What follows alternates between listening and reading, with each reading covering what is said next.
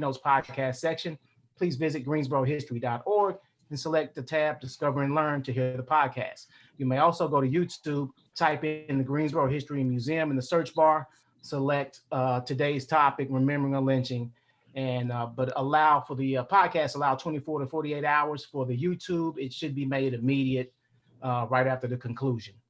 For our Remembering a Lynching webinar this evening, we're very proud to have our esteemed panel. I didn't have to pull any teeth or anything. They were on board as soon as we said go.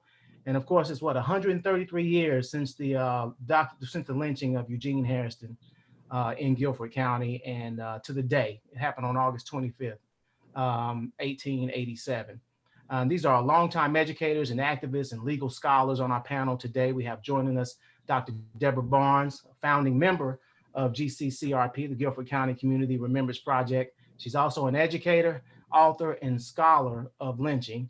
We have Terry Hammond, is a former museum director, or actually a museum director, and a curator, an educator, an amateur genealogist who had to teach me a few things, and a member of the Guilford County Community Remembrance Project. And so honored to have, still has a DC telephone number.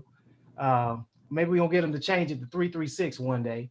But James P. May's professional career has included 40 years of extensive work in public policy, criminal justice, law, and public diplomacy, and in the academy. And I think it's appropriate for us to start with talking about the Guilford County Community Remembrance Project.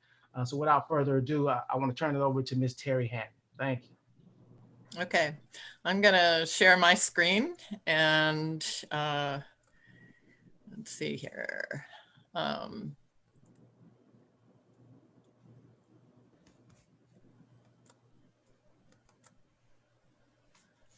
Get out of some of these things here. And, oh. Man, I'm trying to share again. Yeah.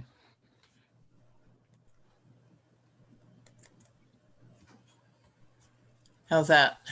Yeah, that looks good. That looks good. Okay, let me get rid of this little box here and see if I can move that up.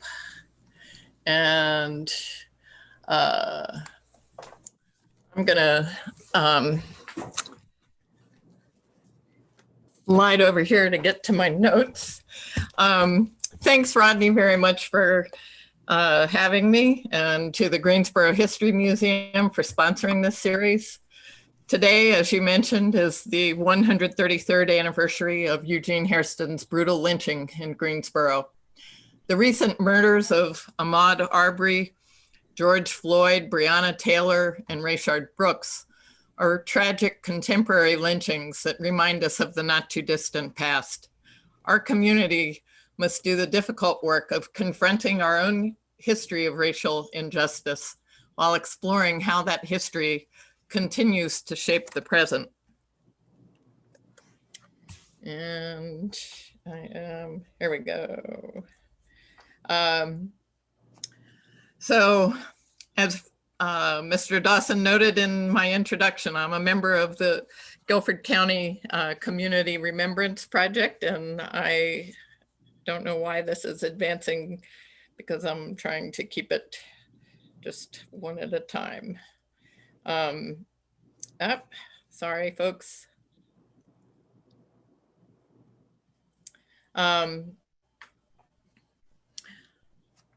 The Guilford County Community Remembrance Project is a group that formed in 2017 in collaboration with the Equal Justice Initiative to memorialize documented victims of racial violence and to foster meaningful dialogue about race and justice.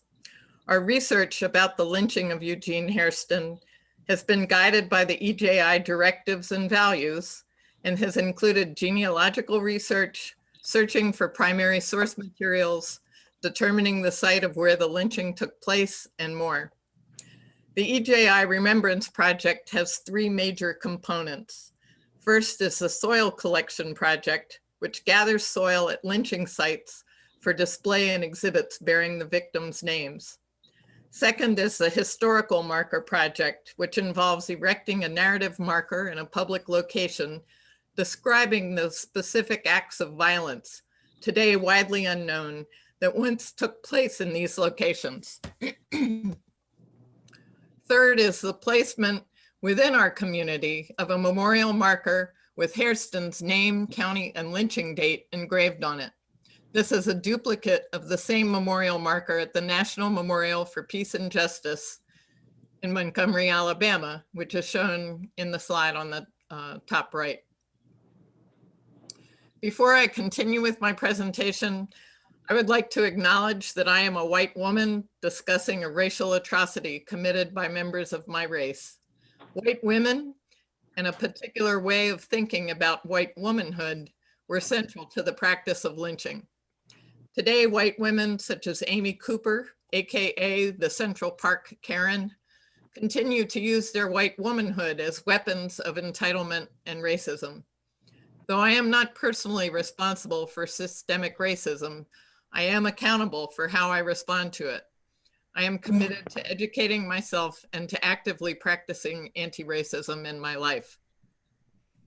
Finally, I would like to alert the audience that the following presentation contains graphic descriptions of the lynching of a 17-year-old Black man in 1887. And let me go to the next slide. So what do we know about the lynching of Eugene Hairston? First, it is the only documented lynching in Guilford County. There were likely many other acts of racial terror here, which were either never publicly documented or for which the records have been lost. The first published reports in this case appeared in the white-owned Morning News of Greensboro on August 24th and 25th, 1887. Eugene Hairston, an approximately 17-year-old Black man, was accused of assaulting and attempting to rape Mahala Sapp, a 17-year-old white woman, in Colfax, a small community in western Guilford County, on August 23rd, 1887. Hairston was later apprehended outside his home in Warnersville, just west of Colfax in Forsyth County. He was brought before two justices of the peace in Colfax, who declared the evidence proved him guilty beyond a doubt. He was brought back to Warnersville, where the plan was to transport him to Greensboro by the next train. However, an angry mob had already assembled there and was threatening to lynch him. The deputy sheriff slipped Hairston from the jail and took him by horse and buggy to Friendship, near the present-day airport site, where they caught the train to Greensboro. Between the hours of 2 and 3 a.m. on August 25th, a mob of masked men rode into Greensboro by way of the High Point Road and demanded the jailer release Hairston. When the jailer refused, the crowd used sledgehammers and crowbars to break down the door to his cell. They took Hairston to, quote, the suburbs of the city in the neighborhood of Mr. Jackson's farm and hanged him near the Little Brick Schoolhouse, end quote. His body was riddled with bullets and left hanging for more than 12 hours. At 10:30 a.m., the county coroner assembled a jury to hold an inquest over Hairston's dead body. The group of 6 men included 2 Blacks, Hiram Lindsay and Jerry Grasty. Their examination revealed that, quote, besides being hung by the neck, his body had been pierced by many buckshot and bullets, end quote. A group of Black men also gathered there, stated their belief that the perpetrators could be discovered if proper efforts were made on the part of the coroner, end quote. According to news accounts, the jury was adjourned until the following week to await further developments. However, no such records have been found documenting any further action in the case. None of the perpetrators was ever identified or charged. Later in the day, Hairston's mother, stepfather, and sister claimed his body and returned with it to Warnersville.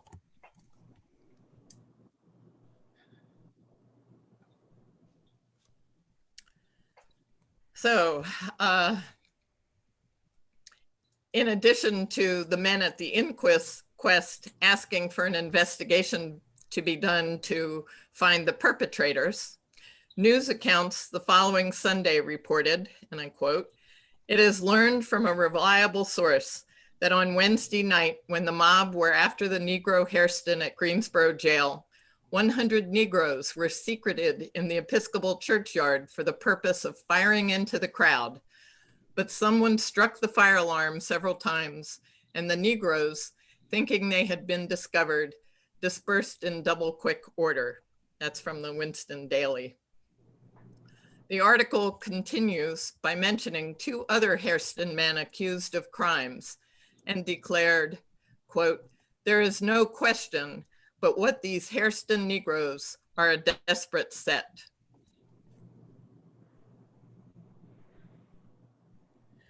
So white newspaper accounts generally reinforced the white assumption of Hairston's guilt. They often used attention-grabbing headlines, and in addition to editorializing, the facts were slightly altered from one paper's version to the next. Unfortunately, several African-American newspapers active during that decade do not have copies of those papers still in existence. So our ability to understand the actual facts of an event are confined to the accounts written up in white-owned newspapers. Here in this slide is a retelling of the story printed in the Daily Review from Wilmington, North Carolina. And they preface the copy of the Morning News Greensboro article with their own details.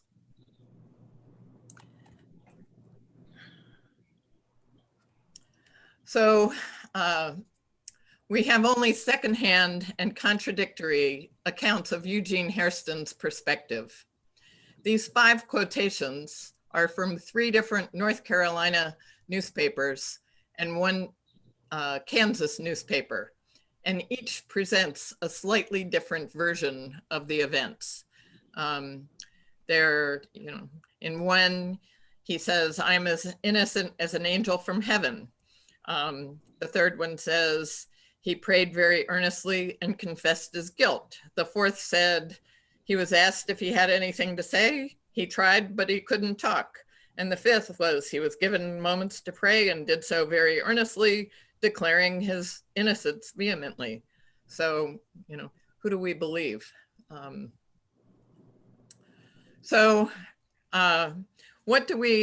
What do we know about Eugene Hairston? And sadly, not as much as we would hope.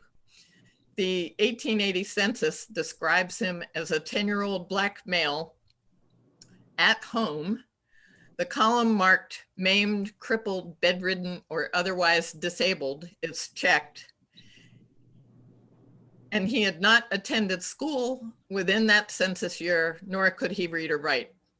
The household includes his mother, whose occupation was, quote, "keeping house," 3 sisters, and a baby brother. There were also 2 boarders living with them, David Palmer and Benjamin Palmer. In addition to researching, census records and trying to find sources about Eugene, we searched additional genealogical websites such as Ancestry.com and FamilySearch.com to look for any living relatives of Eugene Hairston. The reasons for this were to make sure that they heard about this project directly from us and would not feel blindsided if they heard about it on the news, and to ask them for their personal stories, documents, family lore, any information that might have been passed down through the generations. And third, to invite them to join us in planning and attending our events, such as the soil collection and the placement of the historical marker. We succeeded in identifying and finding a living grand step-niece, but she had no knowledge of the lynching. We are continuing to research further in this area. So where did the lynching occur? The details from the newspaper are shown here on this slide. To try to pinpoint the location of the lynching, we searched the 1880 census records for farmers named Jackson in the suburbs of downtown Greensboro. And we looked for information about, quote, a little brick schoolhouse located near the suburbs of the city. After months of looking for documentation of the school, I had not had any luck, but a friend told me that another friend of mine, Gertrude Beale, might be able to help identify the brick school. She had recently co-authored a book about people buried at New Garden Friends Cemetery near Guilford College.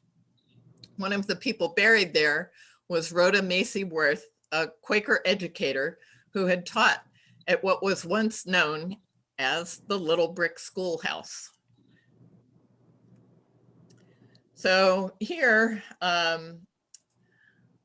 in the top section is the excerpt from Gertrude's book. And it describes Rhoda Worth returning to Greensboro to teach at what was, quote, known as the Little Brick School, which was near the present day Presbyterian Church of the Covenant. It was a landmark for many years and known as Miss Rhoda's School.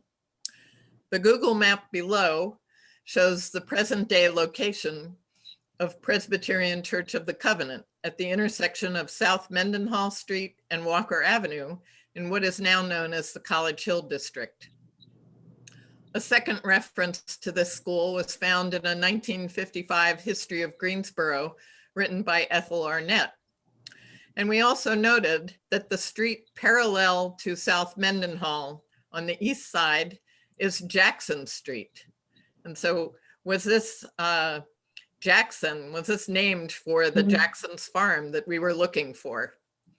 And you'll also note that Spring Garden Street runs right along through this neighborhood. Eric, let me ask you quickly before you move on. For those that don't live in Greensboro, would that be a good landmark? Would be near UNCG? Yes. In North Carolina at Greensboro? Yeah. Okay, thank you. Yep. So using the information we had, two other members of the GCCRP research team, Christine Huffner and Karen Skelton, identified the correct farmer, William George Jackson, who had immigrated to the US from Canada in 1869. The 1870 census shows William living as a farmer with his family in Moorhead Township. The other 8 families on the same census page, indicating that they live nearby, are listed as Black and or biracial. In the 1880 census, 8 of Jackson's 11 neighboring families were identified as Black and biracial.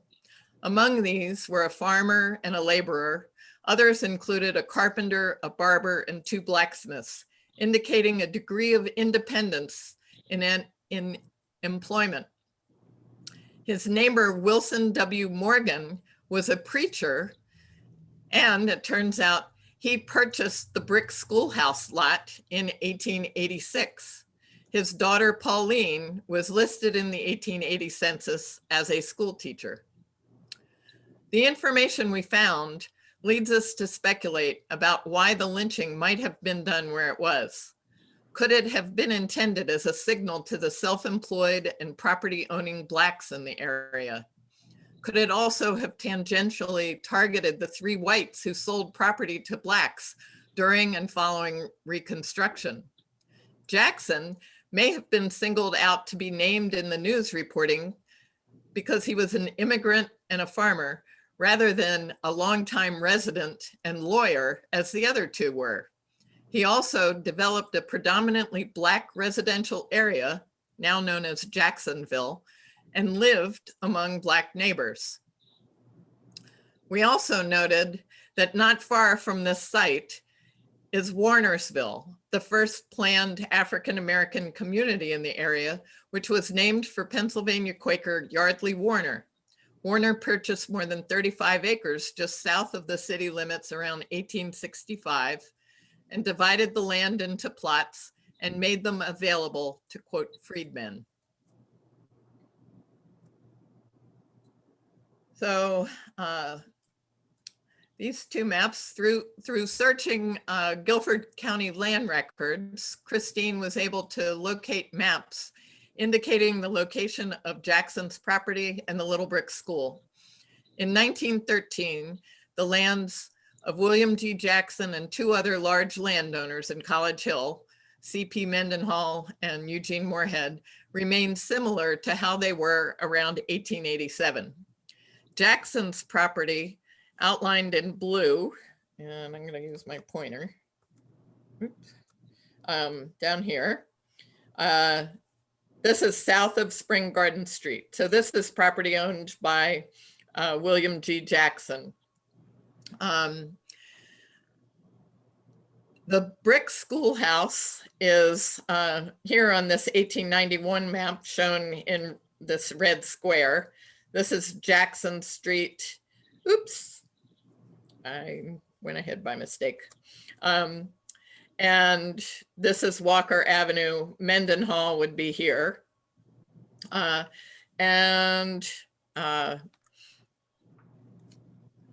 brick schoolhouse shown in red is referenced to an 1891 deed, which sold a large tract of Mendenhall's land, quote, accepting the brick schoolhouse and the lot on which it stands, containing 1 acre.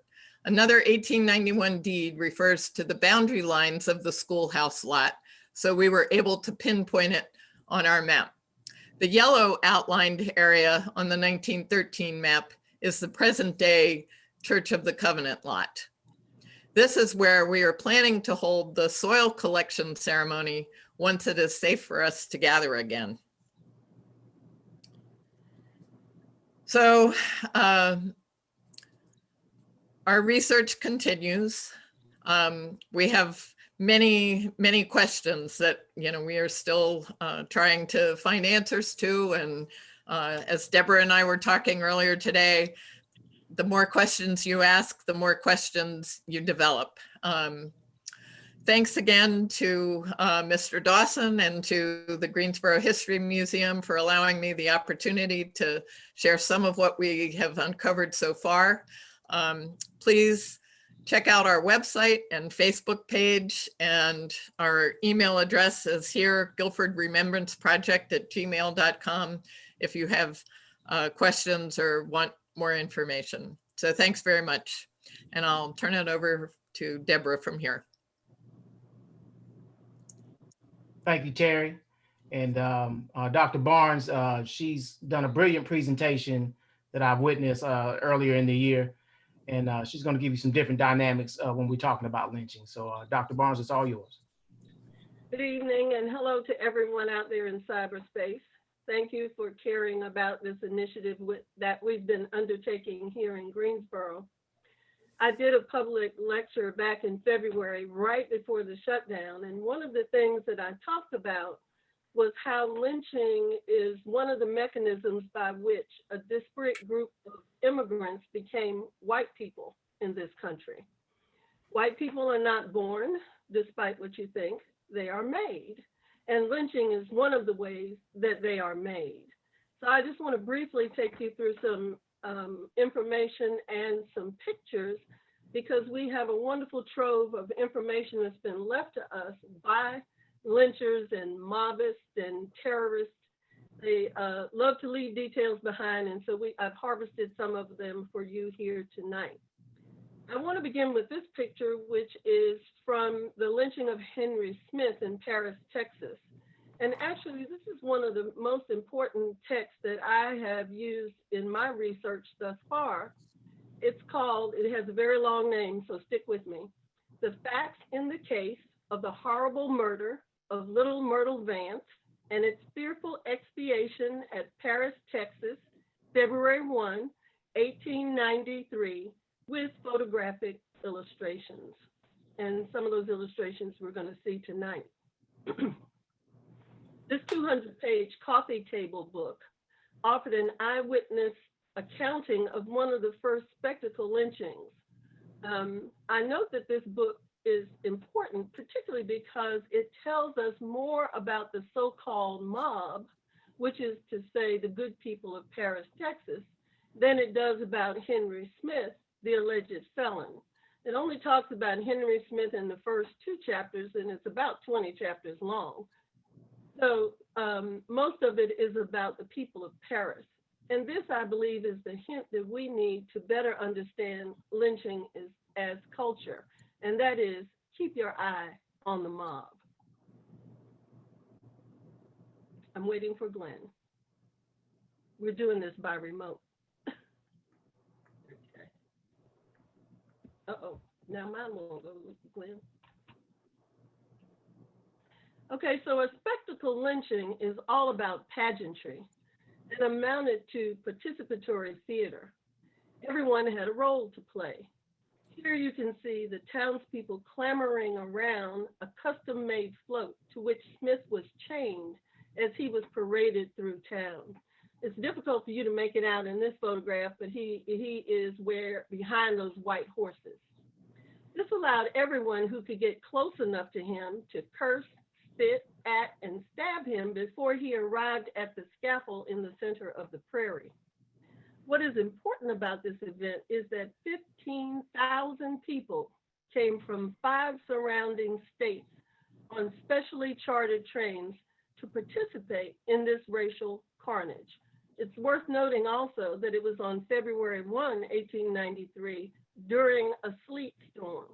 So they wanted to watch this man be murdered badly enough to stand out in the sleet. You'll see the umbrellas later. Given this, why are we concerned only with the victim, Smith? In this case, Smith, but when we talk about lynchings, we tend to talk only about the victims. Why are we not asking ourselves about these people, these architects of racial terror? It's worth noting that the spectacle lynching rarely ended with a simple murder of the alleged criminal. It usually devolved into rampages through and purges of Black communities, or a series of random lynchings of any Blacks that were found in the community. Glenn. The scaffold is emblazoned with the name Justice. It was built at the edge. It was built that way so that people at the edges of the crowd would be able to have a clear view of Smith's torture.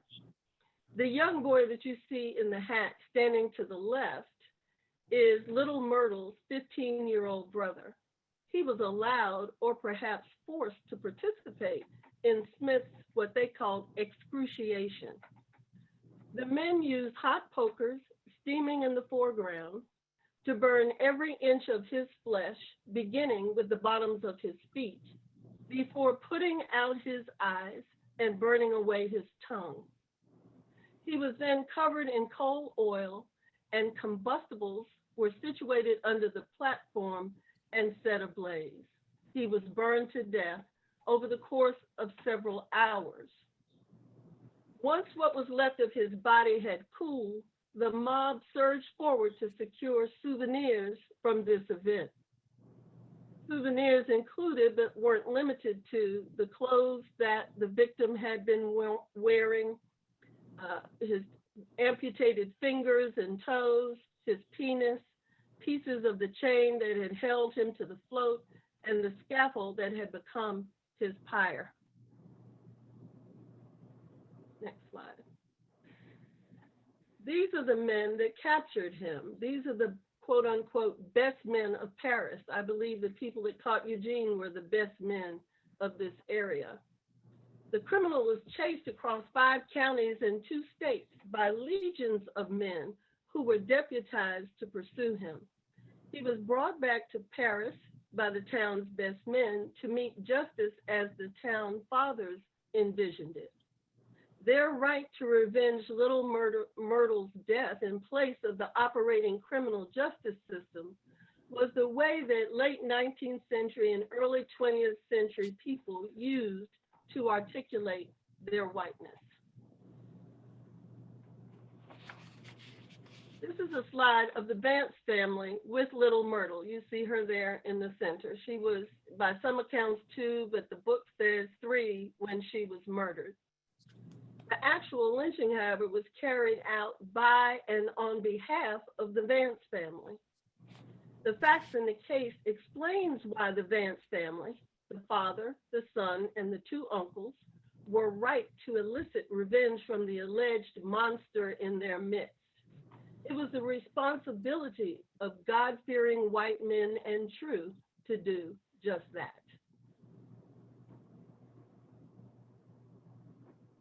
Now, I showed you all those pictures of white terror, but this is what I thought white terror was when I was growing up. This is how I envisioned whiteness. Little did I know that this was only one manifestation of racial hatred. Lynch mobs did not need masks. They were proud to have their pictures taken with and later without the bleeding corpse of the local malefactor. This is the language of lynching narratives. The Klan reminded me to keep my eyes on the potential, or was it inevitable, perpetrators of violence rather than its victims.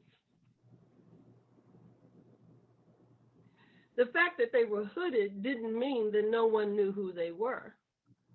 When I was a girl, white people wanted you to know who they were and to respect them for it. They put up signs everywhere so you never lost sight of it. Operating in a colorblind society has asked us to forget who the perpetrators are and focus instead on their victims. Being white, which a colorblind society considers to be no color, makes white people then fade into the background, causing us to shift our focus in what I consider to be the wrong direction. This is a set of pictures of Klan women, and I thought it was interesting because now nobody wants to wear a mask. They didn't have any trouble with masks then. I found out just recently, because you can learn so much more now than before, that there were organizations for Klan children. One was the Ku Klux Kitties. And that is because contemporary social values, at least in the workplace, say that colorblindness, political correctness, and multiculturalism have made us forget that racial hatred and the right to retribution was taught by families and communities beginning at an early age, as you can see here. I ask you, has that practice changed?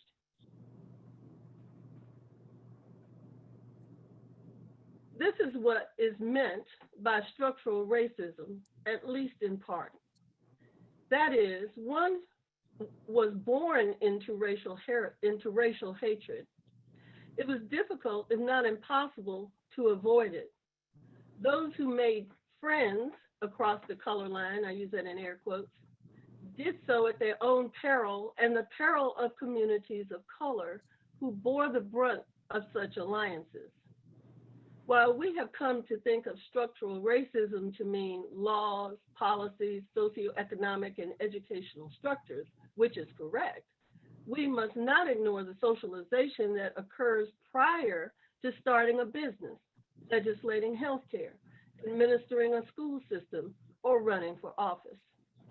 Trouble starts well before that, so we can't start at the end to fix what is wrong in America. This is perhaps one of the most famous pictures of lynching. This is the lynching of Thomas Shipp and Abram Smith in Marion, Indiana in 1930. The third victim, James Cameron, wrote a memoir about his escape from this mob. They had actually strung him up and he managed to get away. An interesting book, I won't spoil it for you. It's called A Time of Terror. While this picture shows the lifeless, emasculated bodies of Black men, I want you to focus on the rest of the picture instead. And that is the mob, the lynchers who are responsible for this mayhem. Lynching was a community social event that helped to codify who was who and what was what everywhere across the country. The dates of the lynching era varies from one source to the other, but most people will agree on the number, 4,743. This amounts to 2 to 3 lynchings a week for 51 years, using my scale. Where have you seen a number like that before? You know, most people are startled by such a large, you begin to become numb to it. I'm asking you to think where you've heard of 2 to 3 murders or assaults a week that you now read and say, oh, that's a shame, and keep going. That's how lynching happens. No children were spared from these events. In all of the pictures, you're going to see children. Lynching taught boys how to be men. Lynching was a rite of passage. Boys were allowed to stab a corpse or pull on the noose, were ushered into, when they stabbed a corpse or pulled on a noose, they were ushered into manhood as a result. Lynching also taught girls how to be women, white women who knew their place and their role in society. Women, particularly offended women, were able to choose the site of the murder. Girls were allowed to gather fuel for the pyre. Both girls and women were allowed or expected to pose with the corpse, as you see here. This was proof that the men in their community respected and protected them from outrages emanating outside of the group. There was no protection from men and women and boys within the group. I ask you before we change that slide to look at the looks on those little girls' faces. The one with her arms crossed is smiling. She's particularly delighted by what she sees. In the next slide, you see that lynching made ethnic people white. If you can make out some of the faces, you can see that they look like they came from different countries.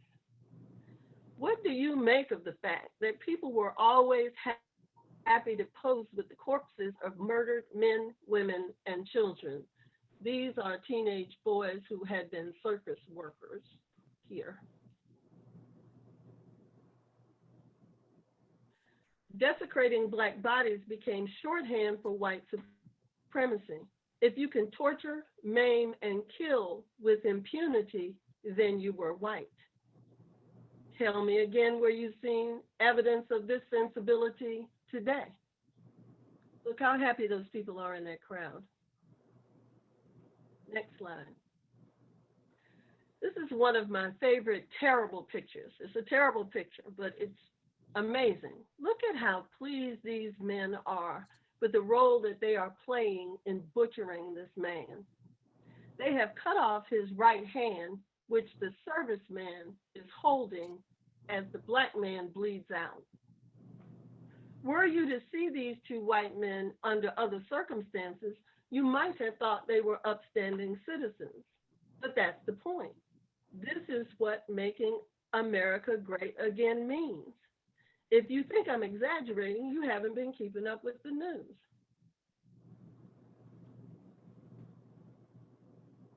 Then as now, police played an active role in the destruction of Black bodies.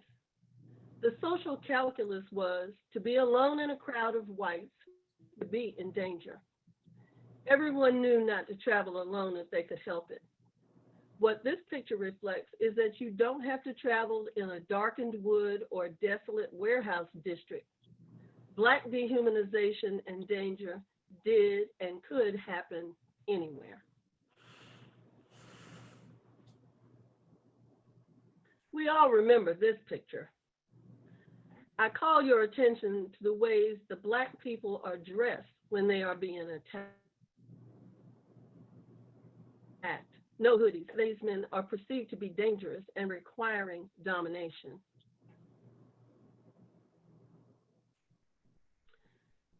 Perhaps less well known, as Terry mentioned before, is the role that white women have played in implementing racial hatred.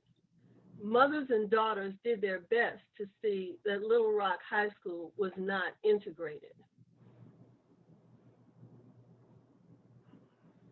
As I said, when we study racial violence and atrocity, we study the victim, and perhaps rightly so. This iconic picture, however, shows us how to read racism. Please note that the white men in this famous print are actually faceless, anonymous. The only identity we're sure of is Ruby Bridges. You'll remember Ruby Bridges integrated the first grade. Whose mothers, daughters, sisters, and friends are these? These are the women that those gentlemen were protecting Ruby from. They were standing outside of her school trying to prevent a first grader from enrolling. The hatred in their faces shows you how involved and committed they were to their social status. My daughter-in-law showed me this picture during Women's History Month, and I thought it was an amazing picture. This also is outside of Ruby Bridges School, and these women have found a child's casket and put a doll in it to represent Ruby. So here you see the full community protesting this one little Black girl going to the first grade, and you see women and men, and there's some kids in the background waving flags because it is, as I said, a social event. There's no reason for these people to be anonymous. We know who did what. They've left a long and full record of their acts. Social media has made it convenient today for victims and perpetrators alike to leave an easy trail of information for us to follow in this generation as well. I say that we begin to say those names. I'm going to start with Derek Chauvin. Say his name or theirs. Thank you. Thank you, Dr. Barnes. We got a little bit of time left, so I'm going to turn it over quickly to Attorney James Mays. He's going to talk about the legalities involved with lynching and the current Emmett Till Anti-Lynching bill that's being held up in the Senate. You may have to unmute yourself, Mr. Mays. I can't tell, but the floor is yours. The floor is mine. Okay. Good evening, everyone. And this aspect of our topic cannot be covered as many of the other aspects easily and briefly. The first thing I want to do is just respond to what my colleagues have talked about by referring to what I like to call the historical context. Lynchings in American society are not isolated occurrences and anomalies. And some of these things I'm saying are echoing what Dr. Barnes has just said. Lynchings, along with various other forms of violence, both explicit and implied, were and are used historically to enforce the racial caste system in the United States. And we must understand there is a racial caste system. The American racial caste system not only was prevalent during slavery in the Jim Crow area, but it has survived into our modern era. And it's often supported by science, social practice, religion, and the law. We see it everywhere. And contrary to the imaginings of some, the racial caste system was not and is not benign. We've heard and read how people describe segregation or slavery as being beneficial to the victims. But it was deliberately designed to deny Blacks social dignity, political rights, economic sustainability, and equal protection of the law. While the horror of lynching demands reconciliation, it must not be forgotten that white mob violence attacked not just individuals, but whole communities, as Dr. Barnes alluded to. And just to share a few with you, for example, the riot in Cincinnati in 1836, the Colfax Massacre in Louisiana in 1872, Wilmington, North Carolina in 1898, East St. Louis, of which we saw some photographs of, in 1917, Tulsa, Oklahoma, 1921, and Rosewood, Florida, 1923. So keeping that in mind, we first want to look at some common definitions of lynching. And I looked at a variety of sources, but to keep it simple, first we can look at the Webster's 9th New Collegiate Dictionary, defines or describes lynching as to put to death as by hanging by mob action without legal sanction. This particular definition attributes the word lynching to Charles Lynch, an American justice of the peace, from his presiding over an extra-legal court to suppress Tory activity in 1782. Black's Law Dictionary, however, which is a legal dictionary that people often refer to, especially lawyers, again, cites 1836 as a year when this term became prevalent, but it means to kill somebody without legal authority, usually by hanging. And they attribute the term to the administration of summary punishment, again, by Charles Lynch in 1811. Another way of defining lynching, to move away from dictionaries, is to, let's look at some legislation. Excuse me, I need to plug my phone in. Anti-lynching legislation provides other ways of understanding the legal elements of lynching. Now, in our legal system, we define all crimes with legal elements. I've chosen 3 anti-lynching laws for us to look at quickly. In the 56th Congress, 1899 to 1901, African-American Congressman George Henry White, who's a Republican from Tarboro, North Carolina, the only Black in Congress at that time, introduced H.R. 6963 in the Judiciary Committee. It was January 20th, 1900. And along with this legislation, he had a petition from the citizens of New Jersey. And the purpose of this petition was to ask Congress to pass a federal law, and I'll explain why that's important a little bit, a federal law to outlaw lynching. It failed for reasons we'll talk about later. In 1918, Congressman Leonidas C. Dyer, representing St. Louis, and he was witness to the East St. Louis riot. Now he finds himself in Congress, and he introduced a bill known as the Dyer Anti-Lynching Bill. And this bill had to be introduced several times because the Southern Democrats in the national legislature did everything they could to defeat it. However, in January 1922,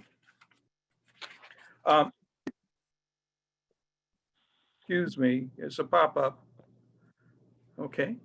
In January 1922, it did pass Congress, was referred to the Senate, where the Southern senators filibustered and tied the legislation up, and that too failed. Then in 1948, another lynching law, anti-lynching law to note, was introduced by Robert Wagner, Democrat from New York, and Senator Wayne Morse. And this was better known as the Wagner-Morse bill. And these 3 laws give us the basis for what all anti-lynching legislation contains, the elements, which are even contained in the current bills. And the first element is the unlawful seizing of a person or persons. Unlawful seizing, meaning, as in the Hairston case, they went to the jail. They broke into the jail. That was an unlawful seizing, right?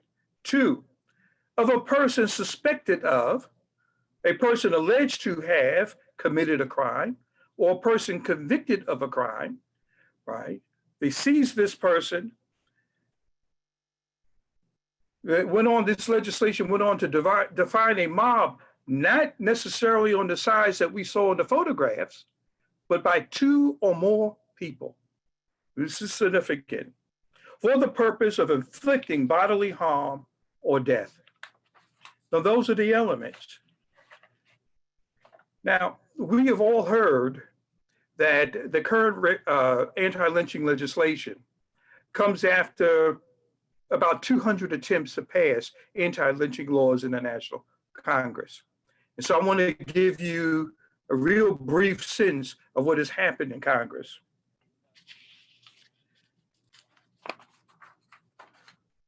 For example, in the years between 1921 and 1948, there are approximately 68 separate bills introduced in the House of Representatives and in the US Senate. I won't give you the list of all of those. In the 80th Congress alone, which was 1947 to 1949, 18 lynching bills were introduced, 15 in the House of Representatives and 3 in the United States Senate. Among the strongest anti-lynching legislation that was introduced in the first half of the 20th century was the Dyer Bill, which I mentioned a few moments ago, the Gavigan Bill in 1937, the Costigan-Wagner Bill in 1934, and the Wagner-Morse Bill in 1948. Now, there are 3 or 4 reasons why these bills failed. And we see that in operation in Congress now. Congressional efforts to enact anti-lynching legislation failed, 1, because Southern Democrats in the Senate blocked House initiatives in Senate committees. Bills just wouldn't come from committee, be reported from committee. 2, Southern Democrats filibustered legislation on the Senate floor. And one of the things that the current Democratic candidate has said that he wants to end the filibuster rule in the Senate. And good luck with that. Now, the reason Southern Democrats were able to filibuster is because they were the longest serving members in the national legislature, because their constituents sent them to Congress over and over again, which meant they would gain seniority on the committees, which controlled the agendas, okay, and controlled the rules. And therefore, anything that was introduced in Congress had to fall within their agenda. And we'll come back to this point later. And finally, Southern Democrats effectively used the Supreme Court to deny or refute the applicability of the Bill of Rights, the 14th Amendment, and other provisions of federal law. Now, that's the story with the federal legislature. What's the story with the states? States did have or pass laws outlawing lynching. The problem with it was that they wouldn't enforce the law. And so what we find, and this is kind of, I'll give this to you in an abbreviation. Blacks depended upon the federal government ever since Reconstruction to protect them from disenfranchisement. The theory that Southerners used was, 1, the Federal Bill of Rights did not apply to the states. It wasn't intended to apply to the states. And they had Supreme Court decisions to support that point of view. In order to get around that, Congress, the radical Republicans in Congress, passed the 14th Amendment. And basically the 14th Amendment was supposed to apply federal rights to states. In other words, every citizen of a state is a citizen of the federal government. And therefore they are entitled to the civil rights and privileges of immunities that the federal government provides.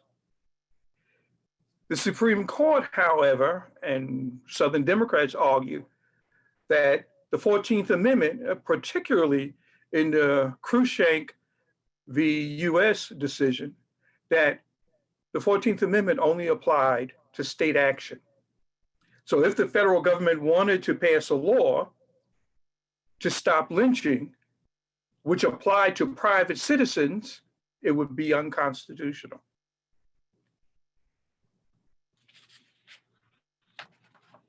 states not only failed to implement the federal protections,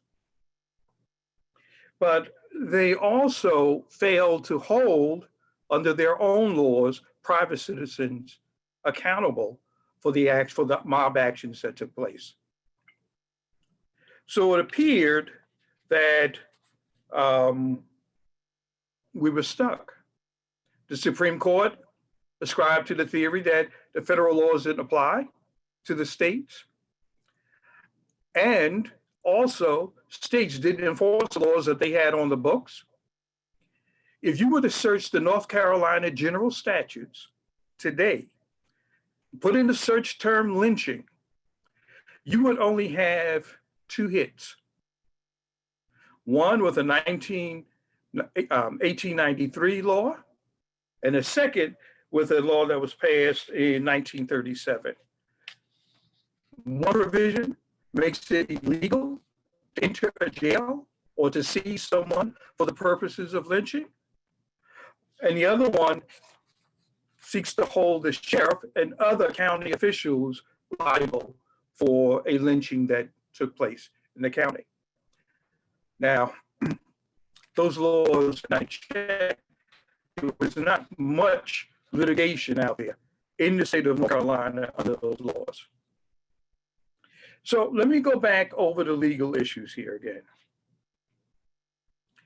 And if you don't mind, I'd like to read this to you. It'll just go a lot smoother. Let me say this right quick, Mr. Mays. We've reached the 7 o'clock hour. So Okay. I know we were going to try to keep it at 7. So those that have to jump off, please go ahead. We will take some questions before we close out today. But go ahead, Mr. Mays. Well, okay, I'll tell you what, rather than get into the weeds on the legal issues, let's go to the present 2-day bills that we have in Congress, okay? And I'll just sum those up real quick. And then perhaps during the Q&A, I can hit some of the other points that I wanted to touch on. The House of Representatives passed the Emmett Till Anti-Lynching Act. That was H.R. 35. The sponsor of that bill was Bobby Rush, Democrat from Illinois. It was filed in January 2019. The constitutional, so by this time, we're in the 21st century, we have met the constitutional arguments. There are a lot of series of battles in the courts around using the Constitution to apply the federal civil rights to states. But it was found in Article 1, Section 8, Clause 7 of the United States Constitution. Essentially, what this bill, the Emmett Till bill, does is to, are you still there? Yeah.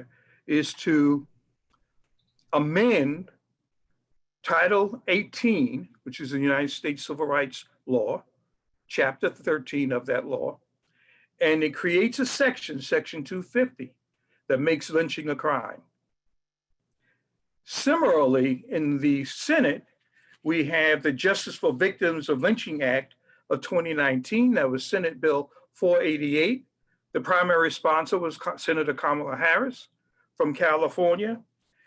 And it is a mirror of the House legislation. Now, the reason this is so, because in our system, right, the House and the Senate must pass the same bill in order for it, before it's sent to the president for it to become law. This bill was passed by the Senate unanimously, as you know, and it's still sitting in the Senate. In other words, the Senate Majority Leader, Mitch McConnell, right, has been holding this bill hostage. And not until they've reported out and reconcile the Senate bill and the House bill, they agree, will it be sent to the president, and then we'll see if he signs it. So those were those 2 pieces of legislation are currently. So I've skipped over some meat, but let's go forward with Q&A. Thank you, sir. I appreciate that presentation. You wrapped it up rather concisely. But if you can, go ahead and go to the Q&A, not the chat, but the Q&A, and type your question in. I'll try to get to as many as possible. I'm gonna go right back to you, Attorney Mays. Here's a question from Pat. Do some states still have legal lynching on their books? Legal lynching. Well, most states have laws against lynching. Now, the issue becomes, do they enforce those laws, number one? And two, if you begin to interpret lynching as actions beyond the mob, for example, there are some who consider these police shootings lynching, types of lynching. So there's a broader series of acts that are construed as lynching. Remember, the point of lynching, if you go back and look at the reasons Southerners gave for lynching, it was to maintain the status quo, which Dr. Barnes spoke to, right? Maintain the caste system. And so how do you do that? And violence and implied violence, both by private citizens and by government officials, i.e. the police, are used to keep that status quo in place. Okay, thank you for that. Terry Hammond, I'm gonna come to you with this one. What can we do to help advance the work of the Guilford County Community Remembrance Project? It's noted that this past February pre-COVID-19, there was a civil rights journey hosted by an assortment of organizations, the Greensboro Jewish Federation, the Community Foundation, and Mount Zion Baptist Church. They took about 80 people of various races and faiths to Atlanta. They went to Selma to Montgomery and in Birmingham, and they visited EJI and the memorial there. And there are many participants of that group who would like to lend a helping hand to the GCCRP. How can you speak to that?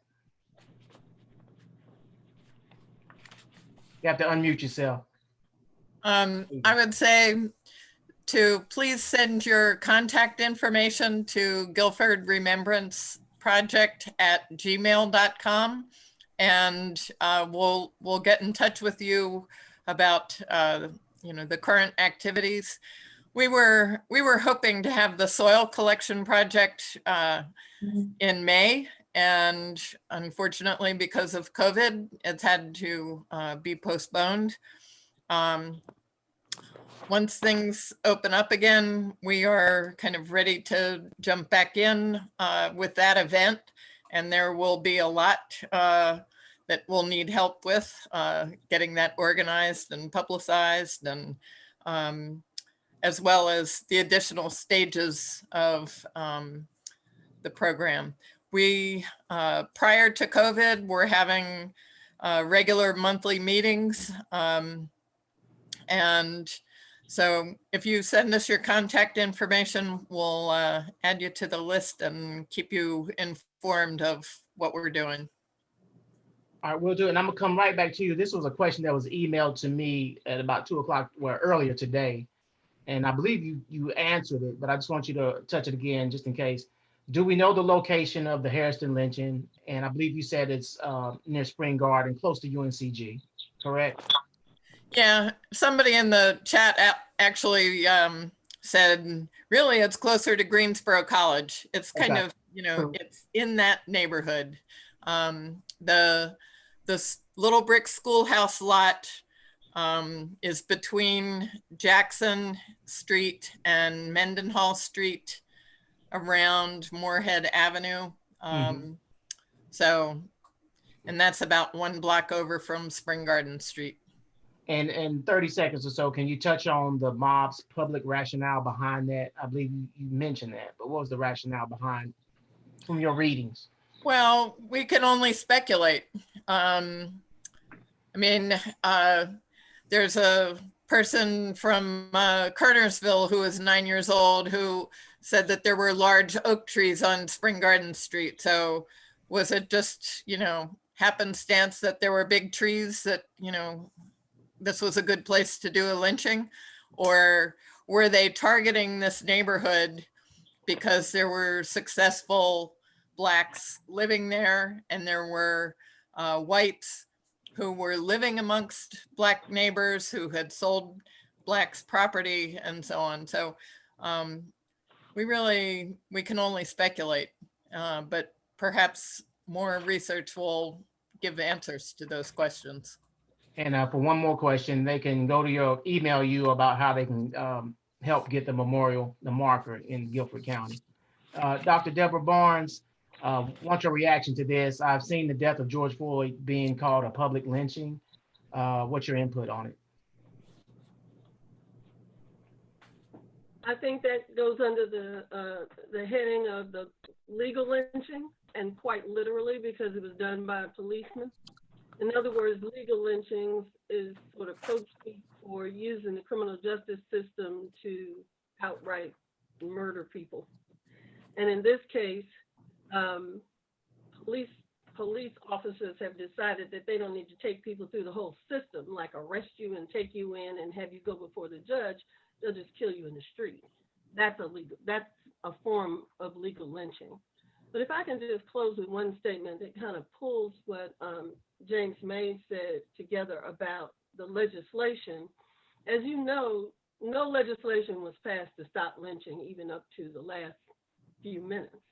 And the thing that drove lynching underground, that took it from spectacle lynchings with tens of thousands of people present and took it well back into the woods in the dark of night with a handful of Klansmen or whoever in secret, was the fact that a duel sort of erupts between the criminal justice system and the community. Not because they thought Black people were human and their lives need to be preserved, but because they're literally duking it out with each other about who's going to be in control. So they're saying we have a criminal justice system here and you have to let the courts play their role and do it that way. And the people in the community are saying the criminal justice system isn't going to protect us from these rapacious fiends. We need to get our guns and go out here and protect ourselves. And so it's not until they begin to penalize the sheriffs and police people, whoever is doing the arresting and taking people to these jails, begin to penalize them monetarily and charge them when somebody breaks into your jail and steals the alleged criminal from there. Then those people had to pay a fine, you see. And so then, because everybody's related to everybody or living in the community with everybody, and in many cases, when they came and stole somebody from the jail, you saw Mississippi burning, the sheriff will just turn around and go get a cup of coffee while they break into the jail and bring somebody out. It's only the economic penalty that ever turns anything around. And so as a result of that, these big spectacle lynchings go back underground and it becomes secret again. And then when you get to, I don't know, prior to the 60s, and certainly all from that time through the beginning of the criminal industrial complex, then you have people who have monetized the murder, the capture, torture, and murder of Black bodies through the criminal justice system now. Okay. You follow me? And so the same atrocities continue to happen. It's just that it's become institutionalized. And the people, and so if we want to stop policemen and random people with guns in their front yard from shooting people, there has to be a financial penalty. They don't respond to anything but money. Nobody responds to human decency or the sanctity of life. And that's why I left you with the picture of those mothers with that baby casket. You would think that protecting children is on everybody's list, but it is not. And we have to own the fact that it is not, and begin to build in some precautions and decide we're just not going to take it anymore and say their names so that we can stop it. I closed my section out by saying Mitch McConnell. He's holding it up. I'm saying his name, Mitch McConnell. Gotcha. Well, this is a topic that we can go on and on and on. You talked to WFNY earlier today, and we knew going in it would be a sensitive topic. So we want to thank everyone, all of our panelists, of course, Attorney James Mays, Dr. Deborah Barnes, and Terry Hammond. Thank you to Glenn Perkins and our director, Carol Hart, for helping make this possible. But it's a discussion that needed to be had, but we're going to have to continue it because I think we can do an hour just on question and answering. And I try to keep them to an hour, especially in the evening. Wasn't able to do it, we'll do better next time. But I always say it was time well spent. If you go on the chat, as I'm saying goodbye to everyone, Glenn has typed in the email address where you can get in contact with GCCRP to help the organization or to further the marker. And then someone also chimed in and said, we got to remember what's going on in Wisconsin now with Jacob Blake. Mhm. So thank you to all the presenters. I appreciate your time. If it wasn't COVID, I'd take you out to eat. We'll take a check. All right, yeah, we'll do a rain check on that. But thank you, audience. I appreciate you. Look out, we're going to stop this series. This is the final installment, but we're picking it back up in October, dealing with First Persons Native Americans. All right. So thank you. Thanks so much. Thank you for having me. Thank you.